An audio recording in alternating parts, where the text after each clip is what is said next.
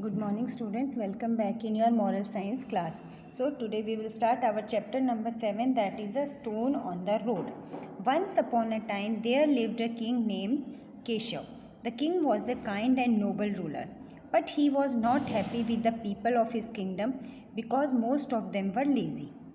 They wanted others to do their work. They lacked initiative मतलब किसी भी काम को करने की जो पहले इच्छा होती है उसको कहते हैं इनिशिएटिव। जैसे आपको कोई भी काम करना है, अगर आप जब तक खुद अपने अंदर की इच्छा को नहीं जगाएंगे तब तक कोई भी आप काम नहीं कर सकते, दैट मीन्स इनिशिएटिव। तो उस जगह में जहाँ पे किंग था वहाँ पे कोई भी इंसान, सब क्या थे, लेज़ी थे। Nobody wants to take initiative यानी पहल करना। इनिशिएटिव मतलब पहल करना, यानी कोई भी किसी काम के लिए पहल नहीं करना चाहता था। Everybody thinks the other will do the work, यानी कि कोई भी सोचता था कि हर काम दूसरा करेगा। The king wanted them to be self reliant and hard working, और जो राजा थे वो चाहते थे, सेल्फ रिलायंट मीन्स होता है कि खुद पर निर्भर, कि वहाँ पर सब लोग क्या हों, खुद पर निर्भर हों और हार्ड वर्किंग हो। To create awakening in them, ताकि उनको जगाने के लिए, वेकिंग करने के लिए, the king thought of a plan. He asked his bodyguards to place a heavy stone right in the middle of the main road. Then he hid himself to see whether someone would take the initiative to remove it. तो राजा एक पेड़ के पीछे छुप गए और रास्ते में उन्होंने एक पत्थर रख दिया। He wants to see whether anybody takes initiative, यानी कौन सबसे पहले उस पत्थर को हटाने की पहल करता है। The first person who came was a farmer. He was in hurry. तो जो पहला, सबसे पहले कौन है, हाम फार्मर आया। He was in Hari and stumbled against the stone, और उस जो फोन था, जो आपका पत्थर था उससे वो टकरा गए। He cried in a great pain and then loudly blame the king and his staff for not removing the stone. वो बहुत गुस्साया और उसने राजा को क्या किया, दोष दिया उसके स्टाफ को कि उन्होंने पत्थर को नहीं हटाया। Next came the richest merchant of the kingdom, फिर उस समय वहाँ का सबसे जो रिचेस्ट मर्चेंट था वो आया। He was sitting in a bullock cart when the cart driver saw the stone he stop the cart, जब उसने उसको पत्थर को देखा उसने कार्ट को यानी बैलगाड़ी को स्टॉप किया। The merchant asked him the reason for stopping the cart. The driver told him that a big stone was lying in the middle of the road and they would have to take a different route, कि वहाँ पर एक बड़ा सा पत्थर है और उन्हें दूसरा रास्ता लेना पड़ेगा। The merchant got very angry on hearing this. He also blame the king, उसने भी राजा को दोष दिया, एंड हिज स्टाफ, उसके काम करने वालों को, राजा को। The car driver then took a different route, और उन्होंने अपना रास्ता बदल लिया, and went away. The king was observing all this very carefully, और जो राजा थे वो इन सब चीज़ों को बहुत ही ध्यानपूर्वक देख रहे थे। Finally a little boy came, फिर वहाँ पे एक छोटा बच्चा आया। When he saw the stone he tried to remove it. He manage to move it a little distance because the stone was quite heavy, तो वो उसने क्या किया, थोड़ा सा ही दूर पे वो ले जा सका। The stone was quite heavy, बहुत भारी था। But the boy did not lose heart, पर बच्चे ने हिम्मत नहीं हारी। ही केप्ट ऑन ट्राइंग, वो कोशिश करता रहा। After a great deal of effort, काफ़ी देर की कोशिश के बाद, he manage to remove the stone, और उसने पत्थर को हिला दिया। To his surprise he found a purse of gold coins under the spot where the stone had been, और वहाँ पे उसको गोल्ड कॉइन्स का क्या मिला, एक purse. Mean while the king came out of his hiding and told him the purse was reward for him, तो पीछे से राजा आए और उन्होंने कहा कि ये तुम्हारे लिए इनाम है। And as he had remove the stone he then praise the boy for he initiative, और उसने बच्चे को क्या किया, उसकी प्रेज मतलब सराहना की, उसके इनिशिएटिव जो उसने पहल की पत्थर को हटाने के लिए। Next day the king called the boy to his court and honoured him publicly for his deed. Next day राजा ने बच्चे को बुलाया और उसने जो काम किया उसके लिए उसको ऑनर किया। द पीपल नाउ रियलाइज, अब लोगों को रियलाइज़ हुआ, महसूस हुआ, that they should not blame others for any trouble cause to them, कि उन्हें दूसरों को दोष नहीं देना चाहिए जो उन पर मुसीबत आती है। They promise to the king that they would be self reliant, उन्होंने राजा को प्रॉमिस किया कि वो भी सेल्फ रिलायंट यानी खुद आत्मनिर्भर बनेंगे, and hard working in the future, और भविष्य में क्या करेंगे, हार्ड वर्किंग और सेल्फ रिलायंट बनेंगे। So there are questions based on the lesson what you have read. Why was the king not happy? The king was not happy because in his kingdom all the persons were lazy and they were not taking the initiative. Why did the king ask his bodyguards to place a stone on the road? The king asked his bodyguard to place a stone on the road because he wants to see that how many people in his kingdom are taking initiative. Whom did the farmer blame for his pain? First of all, the farmer blamed the king and afterwards he blamed his staff members. Did the rich merchant remove the stone? No, the rich merchant did not remove the stone. What did he do? He went away on the another way. What did the little boy find on removing the stone? The little boy found a purse full of gold coins after removing the stone. Now read and understand. So this was the story and these are the moral values based on this story. Read and understand. The greatest virtue that one should try to cultivate is the habit of self-reliance. तो पहला तो है virtue. Virtue का मतलब होता है नैतिक गुण यानी अच्छे गुण जो आपके अंदर है. तो the greatest virtue that one should try to cultivate यानी अपने अंदर नैतिक गुणों को उगाने के लिए सबसे पहले क्या है, हमें सेल्फ रिलायंस यानी क्या करना है, खुद पर भरोसा करना है. सबसे पहले अपने अंदर आत्मविश्वास जगाने के लिए हमें खुद पर भरोसा करना है. A man who relies upon himself wins a sort of glorious independence. और जो खुद पे भरोसा करते हैं उनको क्या मिलती है, ग्लोरियस इंडिपेंडेंस मिलती है. He has not to wait to be help by others. वो दूसरों के बारे में इंतज़ार नहीं करता कि कोई उसकी हेल्प करेगा. One always take the help of his good right hand. और वो अपने ही हाथों की मदद लेता है. Life to a self reliant person is a great adventures.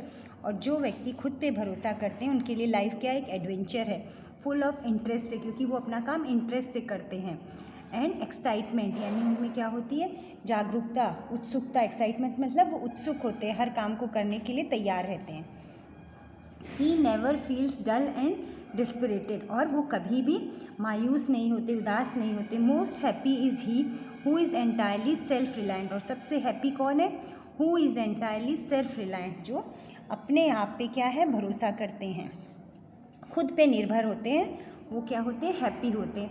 And who centres all his requirements in himself. और अपनी सारी ज़रूरतें खुद ही पूरा कर लेते हैं.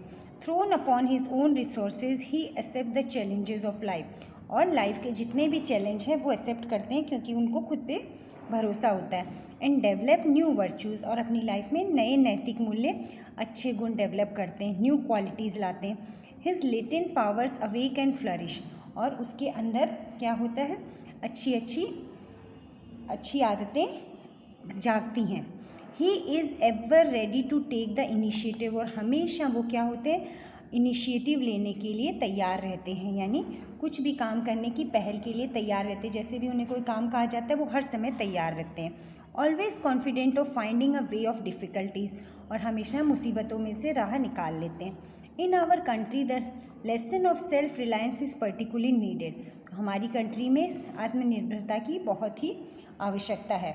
We are by nature fatalistic in our attitude. हम क्या हैं, थोड़े अपने एटीट्यूड में क्या है, अपने आप को ज़्यादा समझते. Our tendency is to depend too much on fate. और हम ज़्यादातर किस्मत पे और चांस पे भरोसा करते हैं, हम कोई काम करना ही नहीं चाहते. और some other person to help us. और चाहते हैं कि कोई दूसरा हमारी हेल्प कर दे, किस्मत को दोष देते हैं. And to pull our chestnut out of the fire. This habit destroy the springs of action. और इस हैबिट से क्या होता है, हमारे जो काम करने की, जो एक्शन करने की ताकत है वो क्या होती है, कम हो जाती है क्योंकि हम तो दूसरों पे डिपेंड रहते हैं. But if we have courage. पर अगर हमें हिम्मत है एंड इनिशिएटिव, काम करने की पहल करते हैं, we may become the masters of destiny. और हम अपनी किस्मत के क्या हो जाते हैं, धनी हो जाते हैं क्योंकि जो मेहनत करेगा सफलता उसी को मिलेगी. There are many who make their fortune by their own efforts. और ज़्यादातर लोग अपनी किस्मत कैसे बनाते हैं, अपनी मेहनत से. God who has given a strength. भगवान ने हमें ताकत दी है, स्ट्रेंथ ऑफ बॉडी दी है, पावर ऑफ माइंड दिया है. Surely expect us to help ourselves with these. और भगवान भी चाहता है कि हम अपने पावर, स्ट्रेंथ, जो माइंड है हमारा पावर, उसकी हेल्प से आगे काम करें. It is our duty to develop these gift that God has given. और ये हमारी ड्यूटी है कि हम इन सबको डेवलप करें।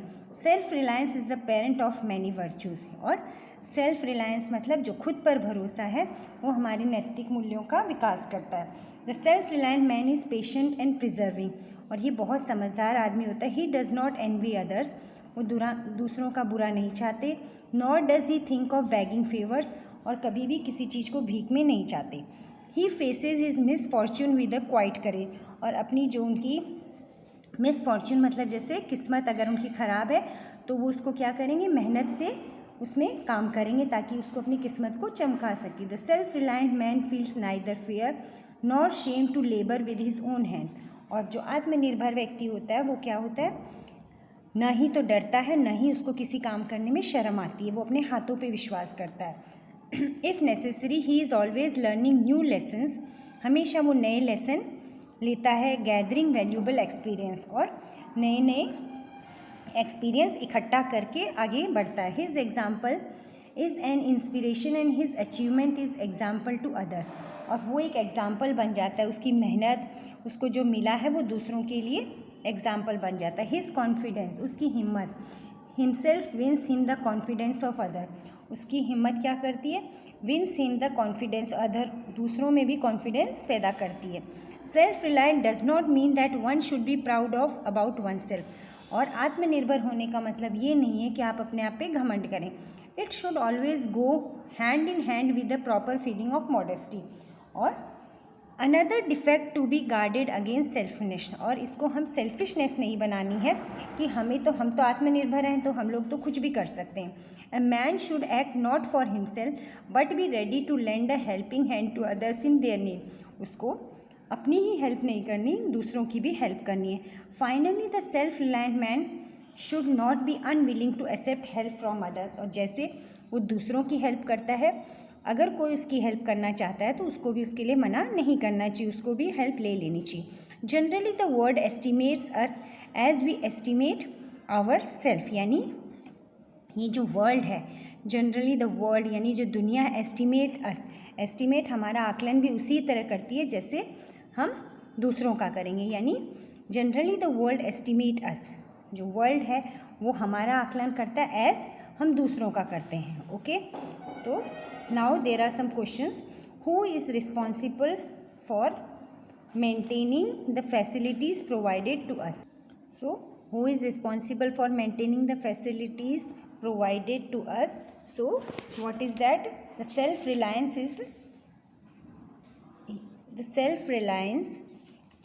is responsible, यानी खुद पर जो विश्वास है वही maintaining the facility provided to us, यानी हमारे अंदर अगर खुद पर भरोसा है, सेल्फ रिलायंस है, तो हम कोई भी फैसिलिटी जो हमें दी है उसको पूरा कर सकते हैं।